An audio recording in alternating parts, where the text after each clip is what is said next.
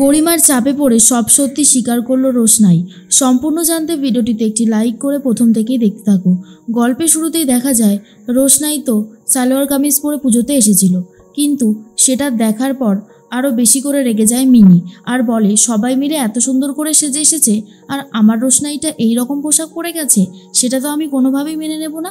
এই জন্য রোশনাইয়ের ঘরে গিয়ে রোশনাইয়ের আলমারি খুলে সেই ব্যাগটা বার করে নিয়ে এসেছে, যেই ব্যাগের মধ্যে বেনারসি শাড়িটা ছিল। এর মধ্যেই রোশনাই তখন বলে, মিনি তুমি এটা কোথা থেকে পেলে? এরপর রোশনাইয়ের হাতে বেনারসি দেখে সবার মনে একটাই প্রশ্ন, বেনারসি কি করছে রোশনাইয়ের কাছে? এর মধ্যেই আরণ্যক ভয় পেয়ে গেছে আর ভাবে সর্বনাশ, এবার কি উত্তর দেব? এবার তো সবাই মিলে রোশনাইকে প্রশ্ন করবে। উফ, রোশনাই যে কি বোকামো করেছে সেটা আর বলার কথা না। তার মধ্যেই তখনই রোশনাইকে প্রশ্ন করে গরিমা, কি ব্যাপার, তোমার কাছে এই বেনারসিটা কোথা থেকে আসলো? আর তুমি বেনারসিটা পরোনি কেন? বলো বলো, পরোনি কেন? কি ব্যাপার বলো তো, চুপ করে রয়েছো কেন? তখনই আস্তে আস্তে এবার সবাই জিজ্ঞেস করা শুরু করেছে। প্রথমে তো গরিমা জিজ্ঞেস করলো, তারপর আরণ্যকের মা, এর মধ্যে জাহ্নবী, সবাই একই কথা জিজ্ঞেস করে। আর তখনই গরিমার কথার কি উত্তর দেবে বুঝে উঠতে পারছিল না রোশনাই। আর আরণ্যক বলে, আচ্ছা এটা তো ওর পার্সোনাল ব্যাপার না, ওর সমস্ত পার্সোনাল ব্যাপারে আমরা কি চাইলেই নাক গলাতে পারি? গরিমা এসব কি হচ্ছে? গরিমা তখন বলে, দাঁড়াও আরণ্যক, আমাকে ব্যাপারটাকে বুঝতে দাও। ওর কাছে এটা কি করছে, আর ব্যাগের মধ্যে কি আছে দেখি? এই বলেই ব্যাগ টানাটানি করতে শুরু করে। তখন রোশনাই বলে, আমার ব্যাগে কিছু দরকারি জিনিসপত্র রয়েছে। কেন গো, সবাইকে কি সবটা দেখাতে হবে? আমার কি পার্সোনাল বলে কিছু থাকতে পারে না? তখনই গরিমা বলে, তুমি তো এই বাড়িতে এসে রয়েছো, আর তোমার ব্যাগে কি রয়েছে সেটা দেখার অধিকার আমাদের নিশ্চয়ই আছে, আর আমরা সেটা দেখবো। দেখি দেখি বলে ব্যাগটা টেনে নিয়ে দেখে ব্যাগের ভেতরে আরও অনেক কিছুই রয়েছে। এর মধ্যেই সুরঙ্গমা এসে বলে, কি হয়েছে, এত ঝামেলা কিসে? আর তখনই গরিমা বলে, দেখো না মম, এই রোশনাইয়ের কাছে বেনারসি শাড়ি রয়েছে, তবুও এই বেনারসিটা ও পুজোর দিনে পরেনি, কিন্তু ও বেনারসিটাকে লুকোতে চাইছে। কেন লুকোতে চাইছে সেটাই তো আমি বুঝতে পারছি না। ওকে জিজ্ঞেস করেও ওর কাছ থেকে কোনো উত্তর পাচ্ছি না। সুরঙ্গমা বলে, ব্যাগের ভেতরে কি আছে? ব্যাগে হাত দিয়ে গরিমা সিঁদুর কৌটো বার করে, আর সেটা দেখার পর তো আরোই সবাই চমকে যায় আর বলে, সে কি, একটা অবিবাহিত মেয়ের কাছে বেনারসি আবার সিঁদুর কৌটো, ব্যাপারটা কি? আমি তো কিছুই বুঝতে পারছি না। আর তখন রোশনাই মনে মনে ভাবে, এদেরকে কি করে আমি সত্যিটা বলবো? সত্যিটা জানলে তো এরা চমকে যাবে। তার মধ্যেই রোশনাই বলে, এটা আমাকে দেওয়া হয়েছিল, আমার মায়ের শাড়ি এটা। তখনই সুরঙ্গমা বলে, মিথ্যে কথা বলার জায়গা পাও না, তোমার মায়ের শাড়ি হলে এটা পুরনো শাড়ি হবে। আরণ্যকের মা বলে, এক্স্যাক্টলি তাই, আর এটা তো দেখে কোনোভাবেই মনে হচ্ছে না এটা পুরনো শাড়ি, এটা তো দেখে বোঝাই যাচ্ছে যে এটা একটা নতুন শাড়ি। আর এই শাড়িটা তোমার ব্যাগে কি করে এলো? কে তোমাকে দিয়েছে? সত্যিটা বলো। সিঁদুর কৌটো তোমার কাছে কি করছে? তুমি এইভাবে চুপ করে থাকতে পারো না রোশনাই, তোমাকে আমাদের প্রশ্নের উত্তর দিতেই হবে। রোশনাই তখন বলে, কি উত্তর দেব আমি? আমার কাছে কি একটা বেনারসি শাড়িও থাকতে পারে না? আপনারা কিন্তু আমাকে ভুল বুঝছেন। আরণ্যক বলে, গরিমা প্লিজ এসব ব্যাপার নিয়ে ঝামেলা করো না, ওর জিনিস ওকে দিয়ে দাও। তখনই ঠাম্মি বলে, দাঁড়াও দাঁড়াও দাদুভাই, পুরো ব্যাপারটাকে আগে বুঝতে দাও। প্রথমত ও একটা অবিবাহিত মেয়ে, ওর কাছে এইভাবে শাড়ি সিঁদুর কৌটো কী করছে সেটা যে কোনো কারোর মনেই প্রশ্ন জাগবে।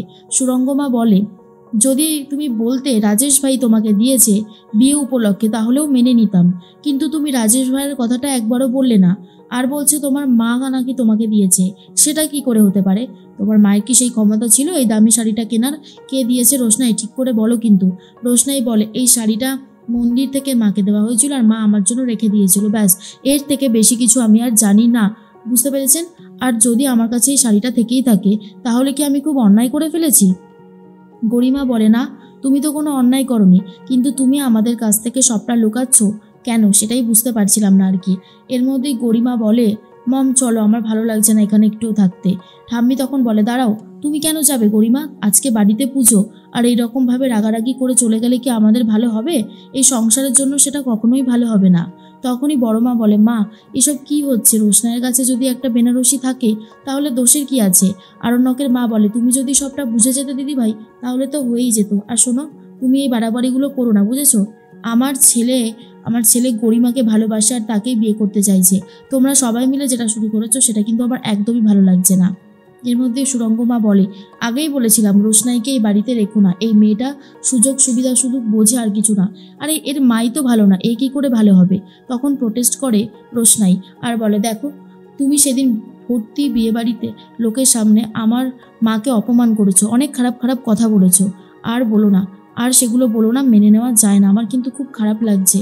এর মধ্যেই সুরঙ্গমা চুপ করে রয়েছে। আর তখন গরিমার বাবা বলে, চুপ করো তোমরা, চলো এখান থেকে, আর ঝামেলা ভালো লাগছে না। রোশনাই বলে, এত ঝামেলা তো, এসব নিয়ে এত ঝামেলা, আমি কালই গঙ্গায় গিয়ে বেনারসি আর সিঁদুর কৌটোটা ভাসিয়ে দিয়ে আসবো, তাহলে নিশ্চয়ই আপনাদের আর কারোর কোনো অসুবিধা থাকবে না। এর মধ্যেই বড় মা বলে, এসব তুমি কি বলছো রোশনাই? রোশনাই তখন বলে, কেন বড় মা, আমি তো ঠিকই বলেছি। আমার একটা বেনারসি শাড়ি নিয়ে যদি এদের এত আপত্তি হয়, তাহলে তো আমার আর কিছু করার নেই, তাই না? আমাকে এটা মেনে নিতেই হবে, এটা ভাসিয়ে দেওয়া ছাড়া আর কোনো উপায় নেই। এরপর সবাই মিলে চলে যায়। পরের দিন সকাল হতেই গরিমা মনে মনে ভাবতে থাকে, আজ আরণ্যক যতবারই ফোন করুক না কেন, ওর ফোন আমি কোনোভাবেই ধরবো না। আর ঠিক তখনই এদিকে রোশনাই আরণ্যকের কাছে শাড়ি নিয়ে গেছে আর সিঁদুর কৌটো, আর বলে, স্যারজি আপনি এটা জলে ভাসিয়ে দিন। তখনই আরণ্যক বলে, কেন এসব তুমি আমাকে দিচ্ছ কেন রোশনাই? রোশনাই বলে, কেন, কালকে তো আমি সবার সামনেই বলেছিলাম যে আমি বেনারসি আর সিঁদুর কৌটোটা ভাসিয়ে দেব, তাহলে এত আপত্তি কিসের জন্য আপনার? আমি তো নিজেই বলছি, আর আমি যখন নিজেই বলেছি তাহলে তো আপনার আপত্তি থাকার কথাই নয়, তাই না? এর মধ্যেই রোশনাই ভীষণই ভেঙে পড়েছে। আরণ্যক বুঝতে পারে রোশনাইয়ের কষ্ট হচ্ছে। আরণ্যক তখন বলে, জানি, আমি খুব ভালো মতন বুঝতে পারছি তোমার কষ্ট হচ্ছে, আর কষ্ট হওয়ারটাই স্বাভাবিক ব্যাপার, কিন্তু বিশ্বাস করো, আজকে যেভাবে তোমাকে সবাই মিলে প্রশ্ন করেছে, তুমি খুব বিরক্ত হয়েছো। একটা দিন আসবে যেদিন তুমি সবার প্রশ্নের সব উত্তর দিতে পারবে, আর সেই দিনটা খুব একটা দেরি নেই, আমি জানি। তুমি রোশনাই একটু আমার উপর ভরসা রাখো।